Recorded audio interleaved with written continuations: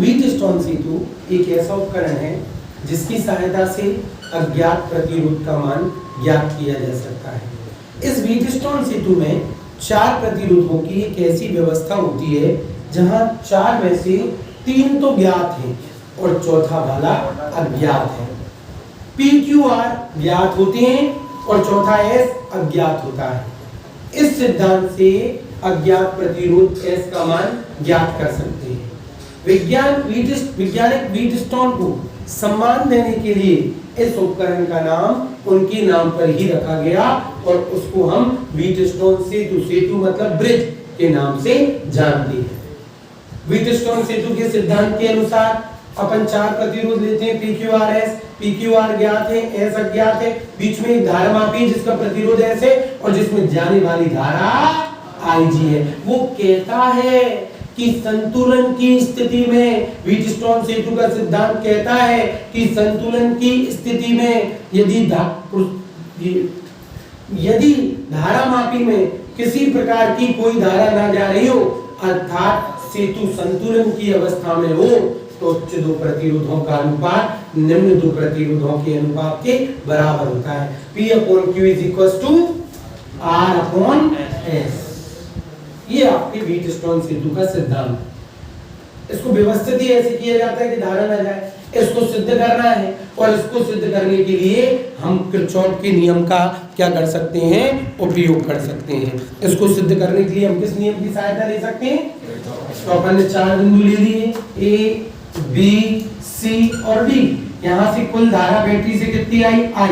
एक पॉइंट पर जब पहुंची तो वो 2 पार्ट्स में डिवाइड हो गई, I1 और I2। ऊपर I1 चली गई, इधर I2 चली गई, I1 यहाँ गई, B पॉइंट पर पहुंच गई। अब इस I1 में से IG धारा नीचे चली गई तो बची खुची यहाँ कितनी चली जाएगी? I1 minus IG। इधर से आई I2, इधर से आई IG और मिलके ऊपर कितनी बढ़ जाएगी? I2 plus IG। यहाँ से I1 माइनस IG, यहाँ से I2 plus IG, C point पर पहुंच जाएगी। जब मिलेगी तो दोनों को जोड़ेंगे तो IG से IG और I1 प्लस I2 किसके बराबर थी? I। हमने जो सपोज किया वो बिल्कुल सही है, क्योंकि जितनी धारा जा रही है उतनी ही धारा आ रही है। कुल आने वाली धारा बराबर कुल किरचॉफ के प्रथम नियम की पुष्टि हो गई। यस और नो? दोबारा समझ लो, टेंशन नहीं। I इधर पहुंची, I1 और I2 I1 और I2 ऊपर और नीचे पहुंची, I1 इधर पहुंच गई, इस I1 में से IG यहाँ पहुंच गई तो यहाँ आई I1 माइनस IG। ऊपर से IG आई, इधर से I2 आई, मिलके पड़ गई I2 प्लस IG और इधर I ही निकली, I ही गई, किरण I ही आई, मतलब सिद्ध हो गया। सिंपल सी बात है, कुल आने वाली धारा बराबर कुल जाने वाली धारा के बराबर होती है। हमारी मंजिल क्या है? व्हीटस्टोन सेतु। व्हीटस्टोन सेतु से सिद्ध क्या करना है? P/Q = अपन ने इसको निकाली नहीं तो अपन ने इसके लिए किरचॉफ का दूसरा नियम लगाया और किरचॉफ का द्वितीय नियम के लिए हम जानते हैं ऋषि किसकी जरूरत पड़ती है? बंद जाल। तो पहला बंद जाल ये, दूसरा बंद जाल ये और तीसरा बंद जाल ये, लूप बंद परिपथ। तीसरे की जरूरत ही नहीं पड़नी। इससे और इससे किरचॉफ, इससे और इससे व्हीटस्टोन सेतु सिद्ध हो जाएगा। सबको आ रहा होगा समझ में? चैनल को जरूर सब्सक्राइब करना, लाइक करना, बेल आइकन दबाना, कमेंट देना, शेयर करना। ABDA किरचॉफ के किस नियम से? किरचॉफ के सेकंड द्वितीय नियम से। मिस्टर राज, क्या होता है द्वितीय नियम? किसी बंद परिपथ के कुल विद्युत वाहक बल का मान, कुल वोल्टेज का मान उस बंद परिपथ में उपस्थित समस्त धाराओं और प्रतिरोधों के गुणनफल के बीजगणितीय योग के, समस्त धाराओं और प्रतिरोधों के गुणनफल के बात खत्म। अब आपको केवल दिल से इतना सा देखना है, क्या हम इसको साफ कर लें? सिद्ध संतुलन की स्थिति में सिद्ध करना है P/Q that will be equal to, इधर ये सिद्ध करना है टू प्रूव। यही व्हीटस्टोन सेतु का सिद्धांत है। किरचॉफ का नियम हम लगा रहे हैं। समीकरण ई बताएं इसमें कितनी बैटरी लग रही है, कौन बताएगा कितनी बैटरी लग रही है? ए बी बी ए कितनी बैटरी लग रही है राजीव जाटव? एक भी नहीं, ये 25 लग रही है। Isn't it? Yes or no? देखो बोर्ड क्लियर दिख रहा है कि नहीं दिख रहा?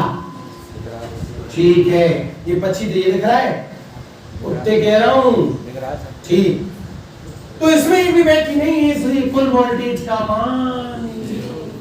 अब किस किस का गुणनफल आएगा संध्या?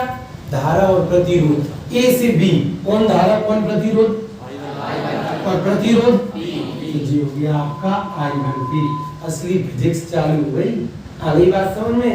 जैसे और नो बच्चा रट रट के रह जाएगा, समझ में नहीं आएगा, समझने का खेल है, और जिसे समझ में आएगा उसकी जय माता दी। I1P बहुत सरल है। बी पे पहुंचे और फिर डी पे, तो धारा कौन है? IG, और प्रतिरोध कितना है? G, तो जी आ गया आपका IG into G। अब डी पॉइंट पर पहुंच गए, डी से ए पॉइंट पर आओगे तो धारा कौन? प्रतिरोध तो ये हो गया I2 into R। इस तरफ का तो काम ही तमाम है, क्योंकि कोई भी बैटरी नहीं लग रही। अब मैंने कहा था आप जहां जा रहे हो वो भी वहीं जा रही है, आप जहां जा रहे हो धारा भी वहीं जा रही है, तो धारा का मान धनात्मक, और आप और वो दोनों एक दूसरे के विपरीत हो तो धारा का मान। आप रोहित ऊपर जा रहे हो कि धारा भी ऊपर जा रही है, तो that will be positive, isn't it? Yes or no? Okay, simple सी बात है। ये हो गया I1P पॉजिटिव। आप नीचे उतर रहे हो, धारा भी नीचे ही उतर रही है, तो ये भी पॉजिटिव हो गया IG into G। आप इधर जा रहे हो, ये इधर आ रही है, माइनस I2R। अब व्हीटस्टोन सेतु के सिद्धांत से, आवाज ज्यादा तो नहीं पूछ रही। व्हीटस्टोन सेतु का सिद्धांत कहता है कि यदि धारा मापी में विक्षेप का मान शून्य हो, विक्षेप का मान शून्य होना मतलब सुई का बिल्कुल ना हिलना, सुई का 0 पे अड़े रहना, अर्थात धारा मापी में धारा का मान। इस सिद्धांत ये करनी पड़ेगी, और जब ऐसा होगा तो अपन IG की जगह कितना रख देंगे? 0। तो आपका ये समीकरण होगा, सिंपल सी बात है, ये कितना हो जाएगा आपका? ठीक है, summation equal to summation IR। ये चली रहा था ABDA बंद जाल में अपन ने लगाया है, और इधर क्या चल रहा था? E का मान 0 इक्वल टू, ये कैसा हो गया आपका? पॉजिटिव, और ये कैसा हो गया आपका? Negative. isn't it? Yes or no? Wheatstone सेतु के सिद्धांत से IG का मान 0 हो गया। जब IG का मान 0 हो जाएगा, सिंपल सी बात है, तो ये समीकरण क्या हो जाएगा? 0 is equals to I1P minus I2R। I1P is equals to समीकरण नंबर 1। किसी को कोई दिक्कत? दोबारा देख लो इस बंद परिपथ में, अभी बता देंगे पूरा होने के बाद। अब हम ले रहे हैं बंद परिपथ BCDB, ले लें क्या? ठीक है, BCDB बंद जाल से, BCDB बंद जाल ले लीजिए। सिंपल सी बात है, जब BCDB बंद जाल लेंगे तो बताइए किरचॉफ के दूसरे नियम से समीशन E इक्वल टू क्या होता है? जल्दी बताओ, इस बंद परिपथ में कितनी बैटरी लग रही है? एक भी नहीं, मतलब ये मान कितना हो गया?